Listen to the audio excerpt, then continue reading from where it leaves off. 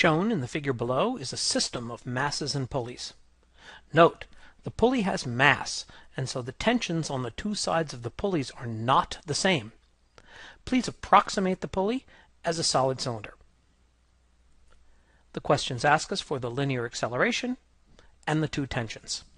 Since this problem asks for acceleration and tension, we realize that the most direct formulation will be to use force methods. If instead this problem had asked what is the velocity after the 8 kilogram mass falls for a particular distance, then this problem would be formulated most directly through energy methods. We are using force methods, and in force methods the first step is to draw the free body diagram. I'll begin with the 8 kilogram block, which I represent by this dot. Since the 8 kilogram block will not be rotating around its axis, I will be drawing a simple free body diagram rather than an extended one. The first force acting on the 8 kilogram block will be gravity, which is 8g downward. The second force will be tension number 2, which acts upwards since tensions always pull. And that's it. This is a one-dimensional free body diagram and will result in one equation. We orient the coordinate system as always with the plus direction following the actual acceleration, and so since the 8 kilogram block will move downward, we select down as the positive direction. We get a single equation in the y direction for the 8 kilogram block, which is 8g as the positive contribution, tension number 2 as the negative contribution, and the sum of forces is always equal to m times a. Since this formula has two unknowns, we place a box around it, saving it for later. Next, we'll consider the 4 kilogram block that I'm highlighting in red. Again, the first step in every force problem is to draw a free body diagram, and this dot will represent the 4 kilogram block. This block will not rotate, and therefore we will only consider the linear equations, and hence we use a simple free body diagram.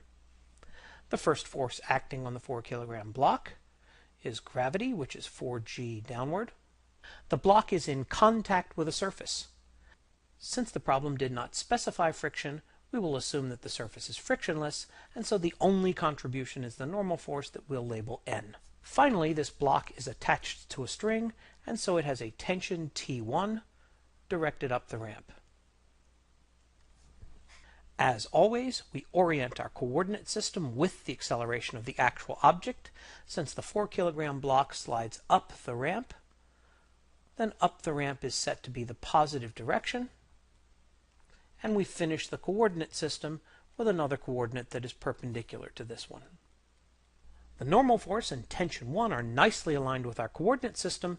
However, the gravity force mg is not nicely aligned with the coordinate system, and we'll need to break it into two components. One component will be along the y-axis, and we continue drawing that component until completing the triangle moves parallel to the x-axis. Since the problem gave us an original angle of 30 degrees, every right triangle of significance in this problem will be a 30, 60, 90 triangle. The only thing we need to do is figure out which corner of the triangle for the 4g force in fact contains the 30 degrees. We recognize that 30 degrees is the angle between the ramp and the horizontal. So we draw lines for the ramp and horizontal in our free body diagram and recognize that this angle is 30. If that one is 30, this one is 60, and if that one is 60, then this one is 30 degrees. This tells us that the two components are 4g cos 30 for the side adjacent to the 30 degrees and 4g sine 30 for the side opposite to the 30 degrees. The y equation in this problem will not yield interesting information. It will simply tell us that the normal force is equal to 4g cos 30, and we weren't asked for that information. Instead, we'll need to analyze the x direction of this diagram. We notice that tension 1 is the force in the positive x direction, 4g sine 30 is the force in the minus y direction, and the sum of all forces is m times a, yielding us our second equation. Out of the two equations that we have formulated thus far, we have a total of 3 unknowns, and so we're not finished. To finish the problem, we need to analyze the pulley. Highlighting the pulley in blue, we'll begin its free diagram. Since we will be considering rotations and the torques that create these rotations, we'll need to draw an extended free body diagram for the 3 kilogram object, and so we draw a circle to represent this pulley. The first force we recognize on the object is gravity. Gravity will be acting at the center of mass of the pulley, which is at its geometrical center, and will be of an amount 3g downward. Next we see 2 tensions. Tension 2 acts on the right-hand edge of the pulley pointed downward, and tension 1 acts on this edge of the pulley pointed down and towards the left. Examining this free body diagram carefully, we recognize that it can't be complete, because any object undergoing the sum of these 3 forces would clearly be accelerating downward and to the left. However, we know that the pulley does not fall and it does not move left and right. The reason the pulley does not fall is that there is a shaft through the pulley's middle, and this shaft will apply a normal force between the shaft and the body of the pulley itself. Because the other 3 forces accumulate to being down and to the left, the normal force due to the shaft will be up and to the right at an angle that we don't yet know. For this free body diagram, if we were to analyze the Cartesian coordinates x and y, these would allow us to determine the x and y components of the normal force, and while they may be interesting, they're not relevant to the solution of this problem, since we need to simply find the 2 tensions in the acceleration. So we will only be analyzing our free body diagram in terms of the rotational motion, and as always, we select the positive direction with the actual acceleration, and we recognize that this object accelerates in the clockwise direction. Thus, for the pulley, we will write a clockwise torque equation.